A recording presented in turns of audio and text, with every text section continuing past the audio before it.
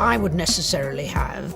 It is a moment where you need to have that discussion. The monarchy provides, with the Constitution, a degree. Princess Anne has revealed one of King Charles's final wishes, something deeply personal that caught both Prince William and Prince Harry by surprise. In a family marked by quiet tensions and unspoken distance, the king's request has left his son stunned and uncertain about what comes next.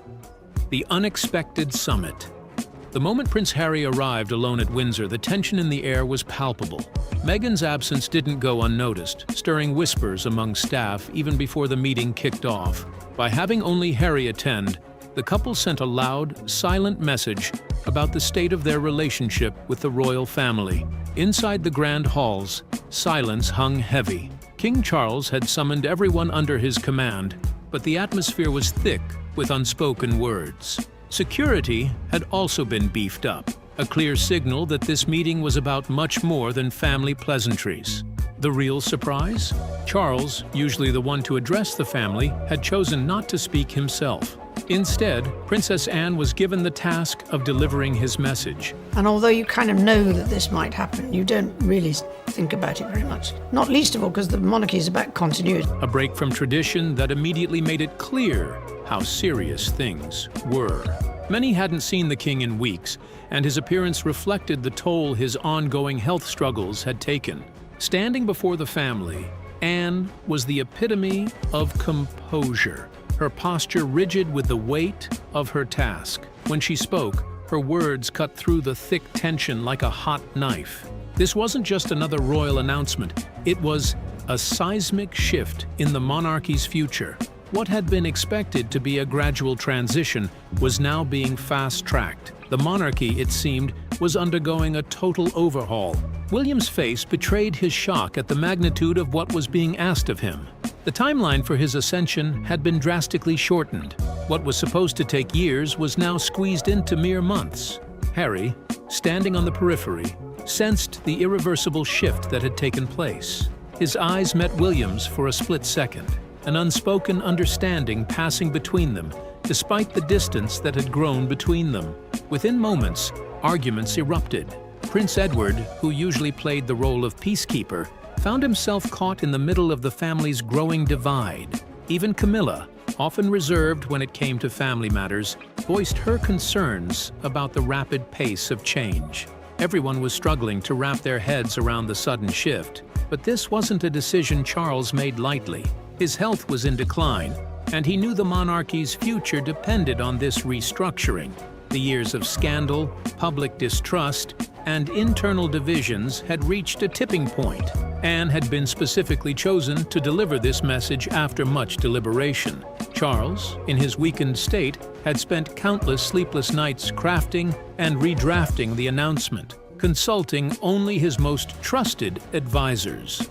Among the royals, Anne was known for her blunt honesty, traits that sometimes put her at odds with the monarchy's preference for diplomacy.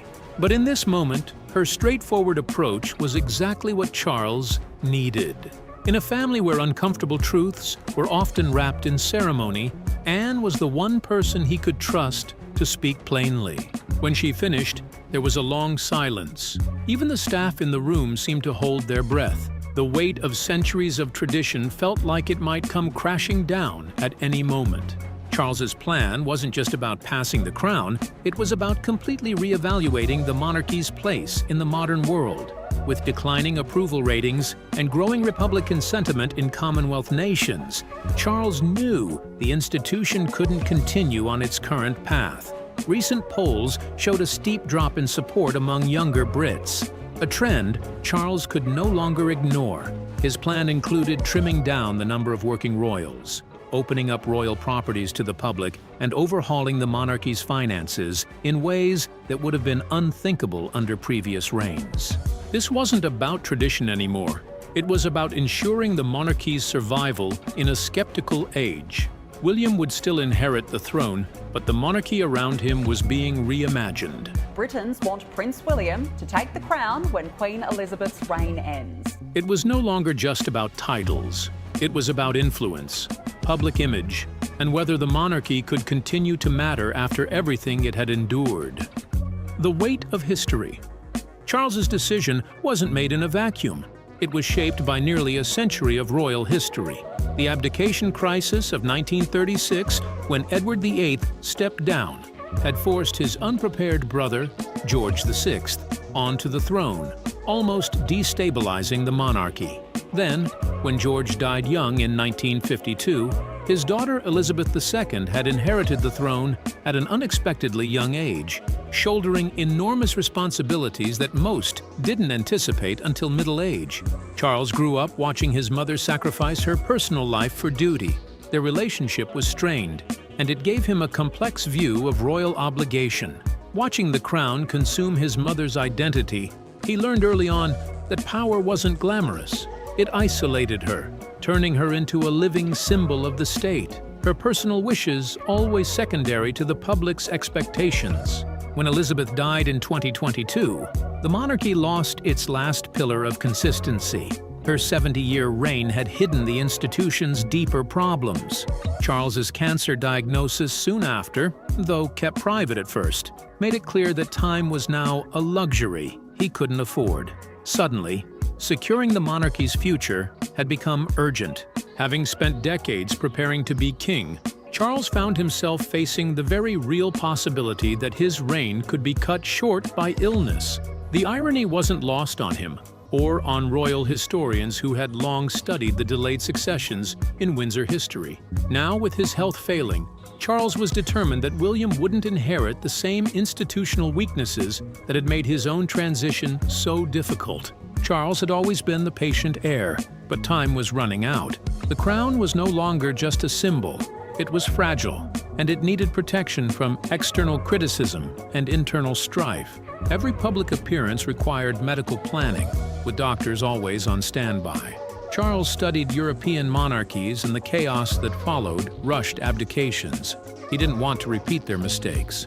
His decisions were focused on the survival of the institution, not personal legacy. He implemented new financial transparency measures, started discussions about returning royal artifacts to former colonies, and began converting some royal estates into public housing, all moves that would have been unimaginable under previous monarchs. Behind the scenes, William and Kate were quietly assuming more responsibilities. Reports indicated that William now received the government's red boxes alongside his father, a gradual but clear transfer of power. Prince William is match fit for a possible call-up to the top job. William's involvement in meetings with the Prime Minister and international leaders was growing. He was being prepared, step by step, for the weight of the crown. Kate's crucial role.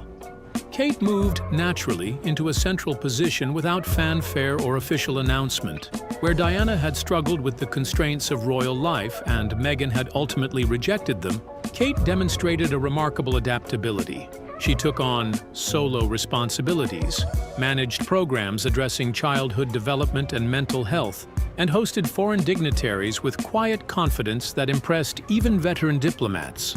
She became a figure of stability that both the public and the royal family could depend on.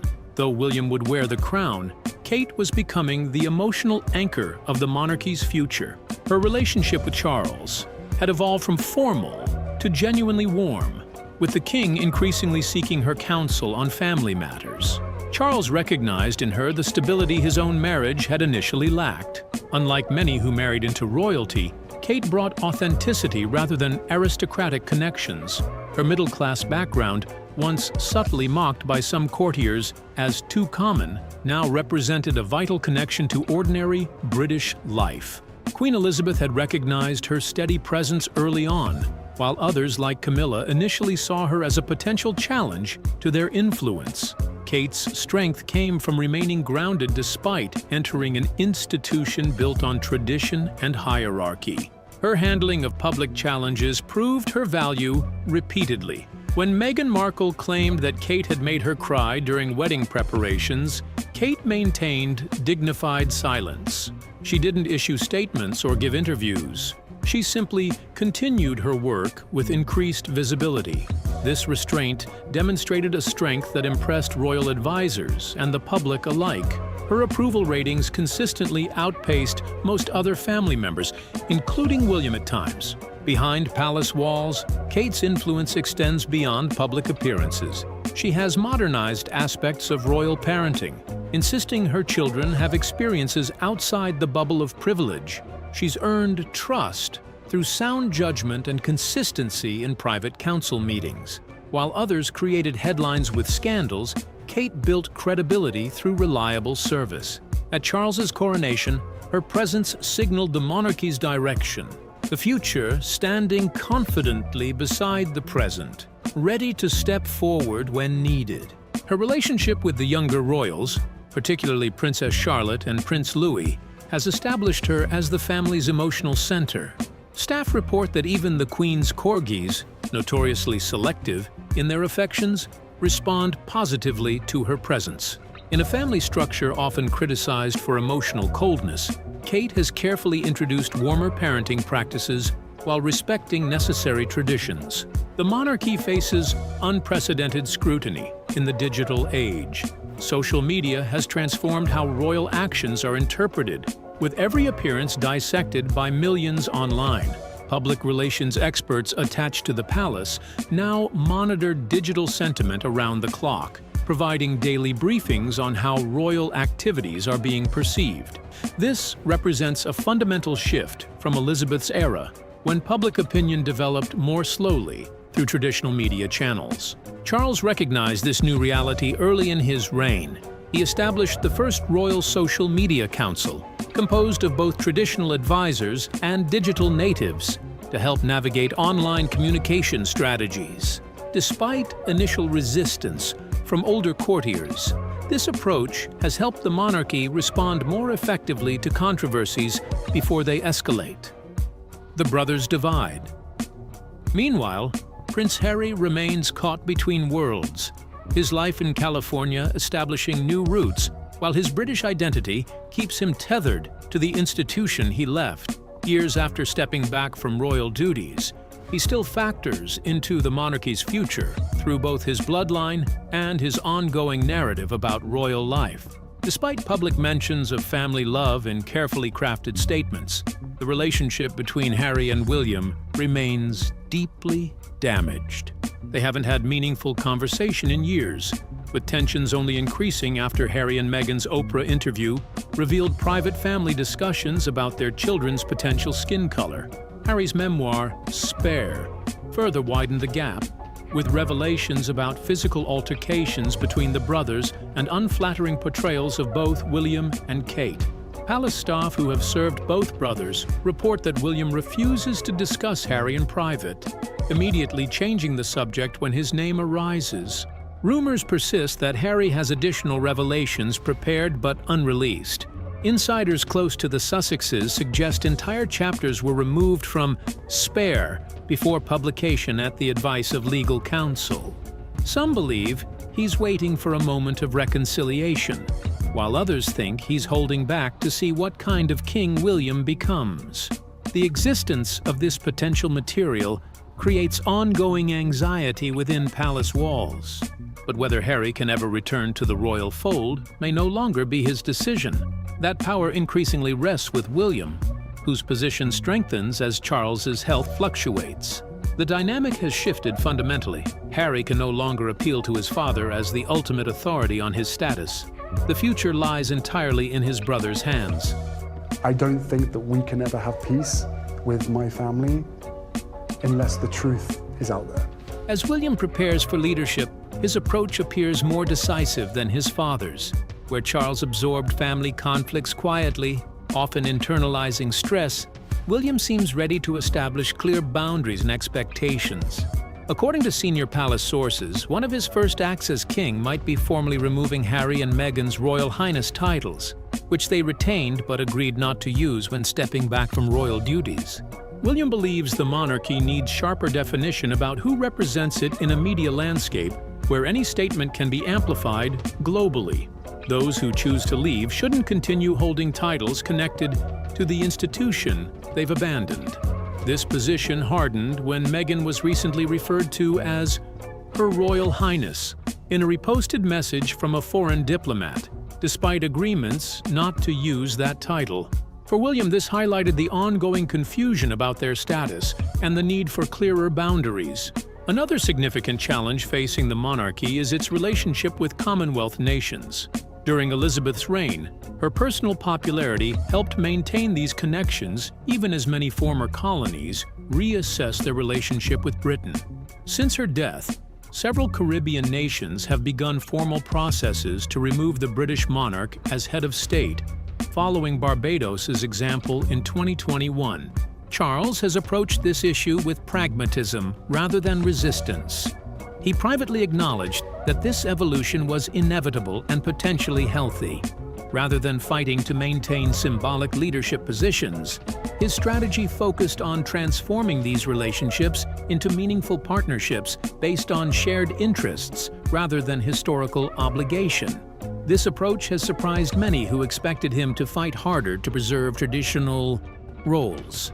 William has been central to implementing this new vision.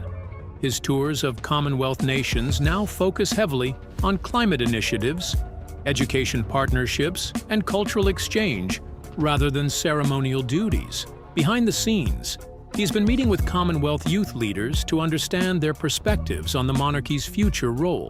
These conversations have sometimes led to uncomfortable realizations about how the younger generation views Britain's colonial past. The transition represents one of the most significant shifts in British foreign policy in decades. For centuries, these relationships were fundamental to Britain's global influence. Now, both Charles and William recognize that clinging to outdated power structures will only accelerate their collapse. Instead, they're working to build a Commonwealth relationship based on mutual respect rather than historical deference. Charles's final wish. For Charles, whose reign has been overshadowed by health concerns and his mother's long legacy, his final royal wish extends beyond ceremonial concerns. He hoped for family healing, not complete reconciliation, but at least an opening where communication might begin again. According to those closest to him, he spends late evenings reviewing family photographs from happier times, particularly those showing William and Harry together as children. He didn't want Harry fully reinstated to working royal status, but neither did he want him permanently estranged. The king has maintained private communication with Harry through trusted intermediaries, even when direct conversation became too difficult. Charles believed family connections carried responsibilities that couldn't simply be erased by geographic distance or public disagreements. His view was nuanced, trying to protect the monarchy while acknowledging blood ties that transcended institutional concerns. He hoped to leave behind not just a functioning institution, but a family that hadn't completely fallen apart. This concern intensified as his health declined, creating a sense of urgency around healing family wounds before time ran out. Princess Anne delivered this message with characteristic directness at the Windsor meeting. As someone respected by both William and Harry for her no-nonsense approach, she conveyed Charles's wish as a matter of duty rather than emotion. But even she understood that reconciliation depends on willingness from both parties, something she privately doubted existed in sufficient measure to bridge the divide. The king's medical team has advised against emotional stress during his treatment, making direct intervention in the brothers' relationship impossible. Instead, he has tasked his most trusted advisors with creating potential pathways to communication that might be activated when the time is right. These plans sit in a private safe in his personal study, to be implemented if his condition worsens significantly. The monarchy can plan ceremonies and issue statements, but it cannot heal emotional wounds through royal decree. It cannot undo public revelations or heal private betrayals through protocol. Charles tried to create space for understanding, but whether that opportunity will be taken is now beyond his control, as his focus necessarily shifts to his health battles. The decision rests with William. His approaching reign isn't merely ceremonial, it represents a fundamental choice about the monarchy's direction and whether the family can find any common ground after years of public conflict. Will he honor his father's wish for a slight opening, or will he firmly close the door Harry walked through? The answer will shape not just family dynamics, but the public perception of the monarchy for decades to come. Behind palace walls, advisors debate strategies and timing. Some advocate for a clean break, remove titles, clarify succession lines, and move forward with a streamlined monarchy focused entirely on those who remained loyal. Others caution that such finality might generate public sympathy for Harry and Meghan, particularly if it coincides with Charles's declining health. Royal historians remind both sides that divided families have historically weakened the institution. But William's ultimate decision remains unpredictable. Those closest to him report increasing confidence in his judgment and willingness to make difficult choices. Charles's final message wasn't just a request. It was a test of William's vision for the monarchy's future and his capacity to balance institutional needs against family bonds. The monarchy's modern identity. King Charles inherited more than a crown. He inherited a monarchy caught between tradition and transformation. The institution once defined by ceremony and silence now faces a world where visibility is everything, and silence is often seen as indifference. Charles knows this. Unlike previous monarchs, he did not rise suddenly to the throne. He waited for decades, watching public opinion evolve, watching institutions crumble, and learning what no other king before him had to learn: how to lead in a time when leadership itself is questioned. From the beginning of his reign, Charles has made it clear that this will not be a monarchy of spectacle. It will be streamlined, deliberate, and more responsive to the social climate. His vision has always included a slimmed-down royal family, fewer public appearances, fewer working royals, fewer taxpayer-funded roles. This is not just a cost-saving measure. It's an attempt to rebuild trust by showing restraint and relevance. The late Queen Elizabeth II was a symbol of continuity. Charles, by contrast, wants to represent adaptation. He sees that society has changed. People demand transparency. They challenge inherited power. They question everything from wealth to tradition. Charles understands that the modern monarchy must not only survive these questions, but prove its worth through conduct and reform. This is a delicate balance, honoring the past while adjusting to new public expectations. But reshaping the monarchy's identity is not something Charles can do alone. He is surrounded by a shrinking team of senior royals. Prince William and Princess Kate are essential to the monarchy's future. They attract public sympathy and international attention. But recent health issues affecting both Charles and Kate have left gaps in visibility and workload. In a media age, absence quickly becomes vulnerability. When key figures disappear from public life, speculation fills the space. And speculation, once released, is nearly impossible to contain. Throughout her life, Her Majesty the Queen, my beloved mother. This is why Charles has made media management a quiet priority. He has not declared war on the press, but he has made new rules. Under his leadership, royal engagements are shorter, tighter, and more selective. Photographers no longer move freely. Information is shared only when necessary. There are fewer spontaneous moments, fewer leaks, and more rehearsed appearances. This is not a retreat.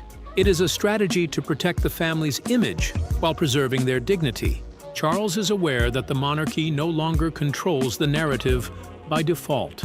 Prince Harry and Meghan Markle's decision to speak publicly through interviews and streaming deals showed the world that palace silence is no longer effective. It created a situation where emotion and conflict were broadcast globally, and the royal family was forced to respond, not through press statements, but through behavior. Charles's response has been to maintain a calm exterior and avoid public counterattacks. But privately, he is reorganizing how the monarchy handles public perception. In this new identity, control and caution are central. The royal family's relationship with the media has been transformed. Charles has approved internal reviews of communications and limited insider access. Reports suggest increased monitoring of leaks and more direct oversight of press relations. It may not be dramatic, but it is a quiet shift in power dynamics. The king is no longer just a ceremonial figure. He is the final editor of the monarchy's public face. But there is a cost to caution. The more the family withholds, the more the public speculates. In today's world, people do not respond to mystery with admiration. They respond with doubt. The king is trying to maintain the institution's mystique without appearing distant or indifferent. This is perhaps the most difficult part of his job, staying present without being too exposed. So far, Charles's approach has been consistent. He is modernizing through discipline, not drama. He is reshaping the monarchy's identity through reduced scale and increased control. He is not chasing popularity, but legitimacy. And legitimacy, in his view, must come from responsibility, not charm. This version of the monarchy may not appeal to everyone. It is more muted, more cautious, and more managed than ever before. But for Charles, this is not about performance. It is about preparing the institution to exist in a time when nothing is sacred and everything is public. As William stands on the edge of his future reign, one decision could shift the course of the monarchy forever. What do you think? Should William honor his father's final wish or take a harder stance for the sake of the crown's stability? Let us know in the comments.